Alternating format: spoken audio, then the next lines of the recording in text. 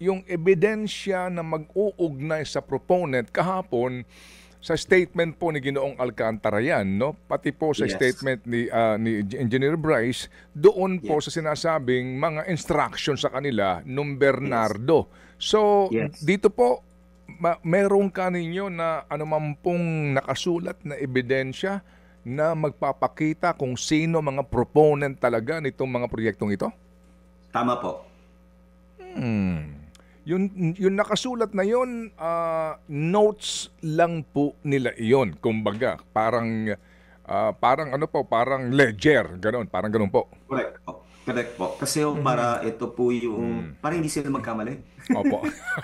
Okay. Opo, naintindihan namin kasi nga sabi din po ni Senator Ping, pwede ho namang maging katibayan din yan, kaya pag ho talagang, kumbaga, mayroong corroborative statement ang isa't isa, na kasi baka tayo singilin ng mga proponent, baka tayo nangingikbak sa kickback nila, di ba? So meron silang parang listahan, ganun po.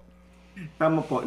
Well, at least, di ba, from a logistical and for yung comfort level nila, no, na yung kung ano man yung isiniset aside nila. Malinaw po, meron pa nga mga photos, di ba, na talagang hinihimay nila, no? Talagang may dumadating na pera, tapos binubukod-bukod nila.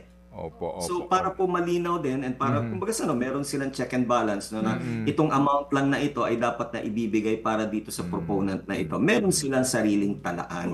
No? Kasi otherwise, magkakahalo-halo eh. And we're talking about not just one project, buti kung kunyari, let's say, itong congressman na to, itong senador na to, para dito sa proyekto na to. Hindi, madaming proyekto eh. So, importante yun na nalalaman mo kung sino yung proponent doon para alam mo ngayon how much ngayon yung i-deliver.